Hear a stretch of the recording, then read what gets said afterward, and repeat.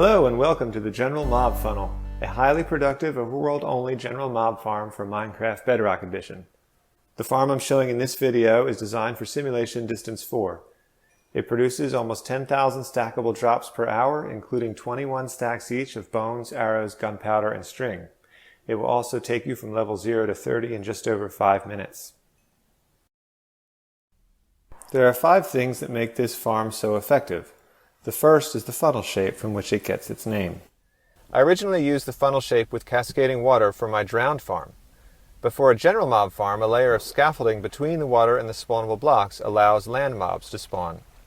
The funnel shape is superior to a flat water on scaffolding layout because with the funnel, water flows alongside of each spawnable spot, and so it catches babies and spiders that could otherwise hide underneath the scaffolding.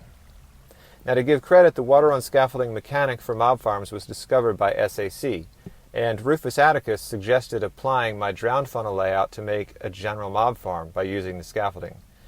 He tested the concept on a live stream several months ago, and JoshBuild10 also tested some early design variations. Rufus Atticus also discovered that inaccessible turtle eggs limit zombie pathfinding, so I have included these eggs here where they help a bit with rates. The second component of the general mob funnel is this custom drop shaft. It's a 3x3 shaft with a magma bubble column in the center to pull mobs down. This prevents spiders from climbing, so they die just as fast as other mobs. So I like to say that in this mob farm, rather than blocking spider spawns like some general mob farms do, I funnel spiders. To work with the center wet drop shaft, I designed a custom Trident killer with help from Rufus Atticus and Tapeable Gecko. This is a variation of the head Trident killer invented by 9Rectangle. When the pistons retract, the tridents will hit mobs on the other side of the corner here. With each drop shaft, I have 2 tridents for tall mobs and 1 trident for babies and spiders. These are enchanted with Impaling 5, which makes them kill spiders, creepers, and skeletons in 1 hit and zombies in 2 hits. On the inside, the water flow on the killing side pushes mobs into the tridents and loot and XP out to the side. Unfortunately, in 1.16.220, XP started desyncing as soon as it touches the flowing water, so it appears to just sit there in the kill chamber, but it actually is moving server side and can still be collected at the AFK spot. So the XP that seems to be stuck is just an annoying visual bug. Now behind the bubble column, slime blocks on pistons launch mobs at the back toward the tridents. The fourth component of this farm is a 100% reliable modular unstackable item filter. It removes all unstackable items from the water stream and sends stackable items and XP onward. So you won't be inundated with bows, helmets, shovels, and so on with this mob farm. I have a separate video where I show how to build this filter, so I won't say any more about it here. I'm also not going to discuss the storage and sorting that you see there, but you can look at it in the world download or Structura file if you want to. I do want to give a design credit for building the XP column directly under the AFK spot to Silent Whisperer, who set up his general mob farm this way. It's actually really smart to do this because you can collect XP about 8 blocks away vertically versus 1 horizontally. So it makes the delivery layout much simpler and may reduce lag just a bit too. The final key part of this farm is the specific split density layout that it uses. Split density farming as a mechanic is credited to Dr. Jan Cyan. The idea is to have mobs spawn in modules of a farm that are far enough apart so that mobs spawning in one module will not block mobs spawning in another module due to density cap checks. Now, it's not possible to get full split density in simulation distance 4 since the spawn radius changed in 1.16.0. What I've done instead is minimize the time that mobs spend in areas with overlapping cap checks by putting the drop shafts and kill floors on either side of the farm into separate density areas. There are exactly 4 chunks between the drop shafts and kill floors here and the drop shafts and kill floors over there.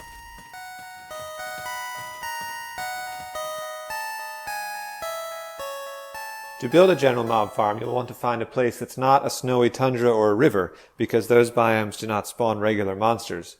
You also want to avoid deserts because in a desert you'll get more rotten flesh from husks and not as many drops from other mobs. I've chosen this shattered savanna just because it's nice looking and we'll be spending quite a bit of time here. To begin building, you'll need to find a chunk corner. I already have one marked out here by this gold block, as you can see from the coordinates. We're in the northwest corner of a chunk, and we're going to be building this farm to the west and the east of this center block. From the highest elevation point at this coordinate, build a scaffolding tower 20 blocks high. Then, on the sides where the item streams will be coming from, place an ice block. It can be regular, packed, or blue, 1 block higher than the scaffolding, and continue your streams out from there. So I'm using packed ice in this demonstration, and I'm going to go across 2 chunks. On one side of the farm, this will be 31 blocks, and on the other side, it will be 32 blocks, because the center is in the corner of a chunk. But you can identify that distance either by coordinates or by seeing when the block fades in. On top of the block that faded in, or which is just beyond the edge of the chunk into the next chunk, you place the solid block like I've put there, and then from the final ice block in the path you want to go out 4 blocks on each side like I've done here. Then you need to add a wall around the ice to support the water stream. And in this mob farm I'm using snow because it is a very easy block to obtain in mass quantities. I want to recommend a snow farm by Eggfer, which I will link in the description. But you can use any block here. You can use any solid block, you could use glass, even bottom slabs, although that would be a little bit more difficult to place. And we're going to go ahead and fill in the rest of the walls around this water stream. At the center you'll want it to look like this. The ice 1 block above the scaffolding, snow on all sides except one. And when we put water here, this will allow us to filter items downward and out to whatever storage system you want to build. And XP, however, will not fall down. It'll stay in the source water and go up when we build the column. So to demonstrate with the items, let's go ahead and get our water into this stream all the way down. And we want to put a water source right at the top of the T there, and then since this path is made entirely of ice, we can just place the water wherever, buttons at the end of each stream, and once we get the final piece of water in, we'll test it. Go to throw my ice in. It gets pulled down there onto the scaffolding, and it may seem to sit for a while, but it is moving slowly, and after a few seconds it comes out. Now let's build the AFK tower. For that, you're going to want to pillar up 24 blocks from the scaffolding, like this, and jumping ahead, it's done. At the top you can place water, and then to fill it with water source so that XP will float upward, you could just place a block on top of the scaffolding temporarily, grow kelp up from there, and then come down and delete that block, and then you'd have the falling water to pull items down, the source water to pull XP up. And of course at the top you're probably going to want to build a little platform up here with some light to block spawns and a roof overhead so that phantoms don't spawn while you're running the farm. But for now I'm just going to leave this as is. You can look at how I've done it in my world download for one way to finish it off.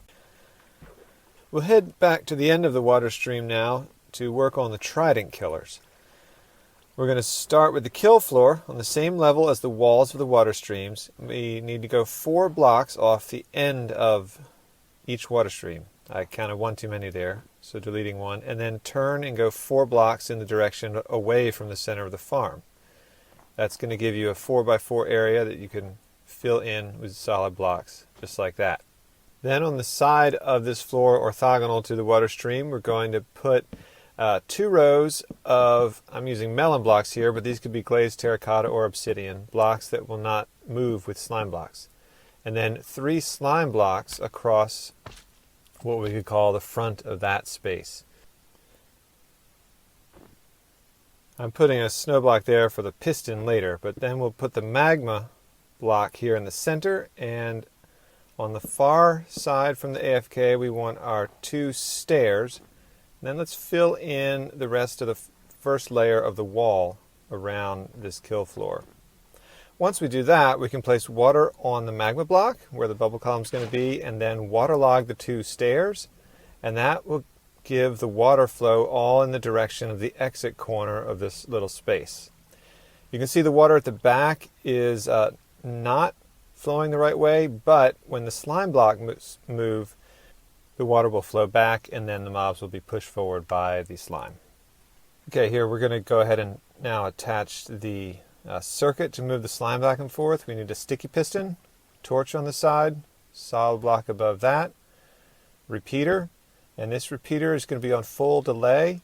If you set it to a shorter delay, then the mobs don't always fall off of the slime blocks when they retract and they kind of get stuck there. So actually having this move slowly, it makes it more reliable. You can see the water there flows backwards, and then mobs that are carried backwards by it will be pushed by the slime. For the next layer of the walls, we're going to put more of the non-sticking blocks around the back. So watermelons here, and the slime will slide in and out from under the back wall. Then we can make the rest of the wall out of solid blocks. We want a block there over the exit. That's crucial to make sure mobs don't glitch out when tridents hit them. And then we want to build a layer there and then a layer here stepping up where the tridents are going to hit.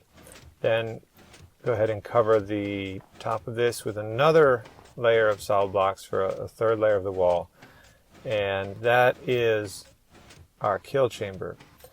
For the water, we want to start by putting some temporary blocks in here next to the bubble column and placing water against those, and then we need to fill in buttons around the sides of this. So button there, there. And then we can break that block, put a button there. In the space under that button, there isn't going to be a block that can support a button, so we need to put an open fence gate. Now, wherever open fence gates are used in this farm, signs or banners could be used, but they're more complicated because they have to be attached to some things, and they're much more laggy, so I recommend the open fence gates.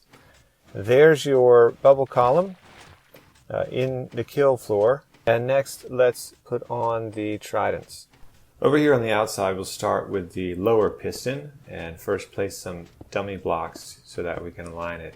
The lower piston is going to push into the block right here next to the exit, and then above that and in one we need 2 upper pistons. Now you can put 3 pistons and 3 tridents on the top, or even 3 on the bottom if you want to, for a very, very slight improvement in rates, but I've gone with 2 on the top and 1 on the bottom to try to make this the most lag and resource efficient.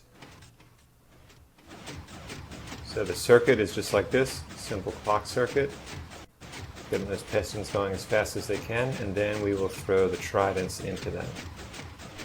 These should be impaling 5 tridents for the best rates, and you can just throw them into the block that the piston is pushing into, and once the piston hits it, it'll fall down and get lodged in the corner there and hit mobs in the head on the other side.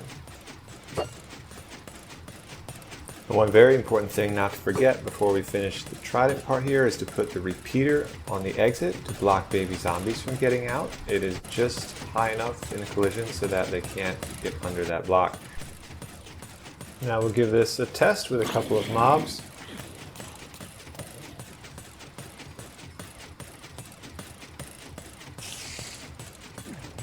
You can see the mob is killed and the loot is going down the water stream. The next step will be to extend the water column upward so that we can build layers into this farm.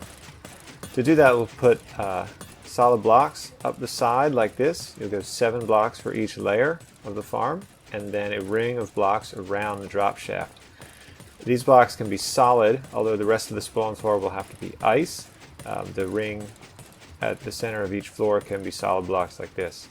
You'll want to line it with buttons. And then we're going to be placing open fence gates above the buttons and down the sides of the water. But to place the water, let's put a couple of snow blocks here so that we can put the water column down the middle. And then our fence gates alongside where we're going to place the water.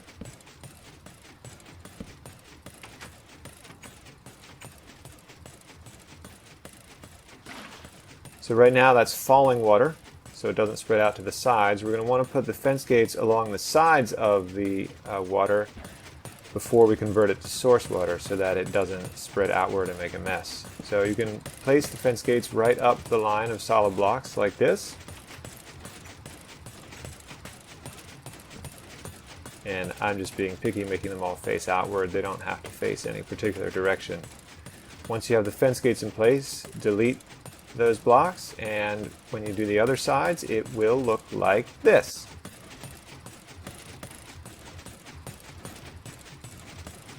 With the water set there, we can now convert the whole thing to source blocks so that it can turn into a bubble column. To do that, just replace the magma and plant kelp upward, and then break the kelp at the bottom. My pistons are zero ticking the kelp so that it won't go away. There we go. Once it's converted to source there, you can replace the magma block, and you'll have a functioning bubble column that we can then test. There goes our spider being pulled down the column, and there goes his eye down the water stream. For the funnel floor, we're going to make 6 rings of ice around our drop shaft. So you can start with one ice there, and then just follow the ice around, going out and up one layer at a time like this.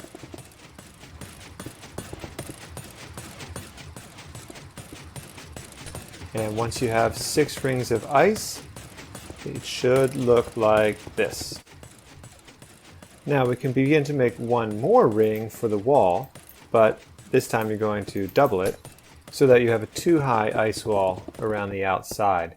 And we're going to leave it open in the center part of the farm because we're going to mirror this entire structure we've built so far with the Trident killer, the bubble column, and the spawning floor so that we have a double funnel. Now the back corners of the funnel are actually not going to be spawnable because they'll be just a bit too far from the AFK position.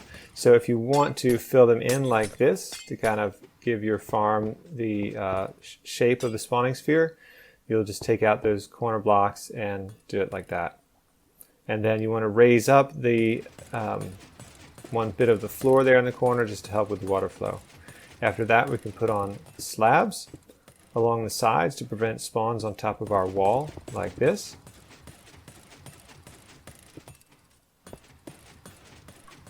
And then the scaffolding will go on top of the ice all across the spawning floor. And when you're done, it should look like that. And you'll repeat that for the other half of the spawn floor so it looks like this. Now before you add the water to this spawn platform, you'll want to put in the turtle eggs if you're going to do them. To do that, you just place 2 dummy blocks down from the next ring around the bubble column. Place your turtle egg there and then break the block underneath. So those will just float in the air. And you can alternatively measure 4 blocks up from the scaffolding and place the turtle egg. On the top spawn floor, you'll need to measure upward. And then when you place the turtle block 4 blocks up from the scaffolding, you want to place a glass block on top of it. And that will prevent spiders from climbing on top of the egg and breaking it, because once in a while a spider may grab the side of the egg for a second or two on its way down the funnel. So that will keep those safe and still allow surface spawns underneath.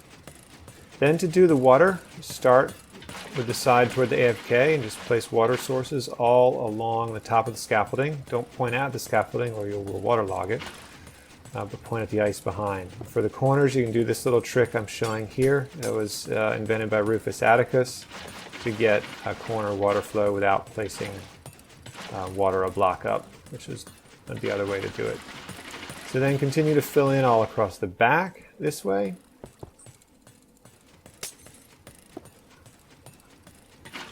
I did miss a few spots there. And on the other short side, you'll need to do the little corner trick again. You keep 3 open spots without water sources, then place a water source in the corner so you have 2 open spots. That way they won't form a source on top. And then force the flow to go sideways by placing a block and breaking it. And that will ensure that all your mobs get flushed toward the kill area. Now for the center of the spawn floor, to put water going down the center, you'll need to place blocks up and alongside the scaffolding like this to place your water sources against.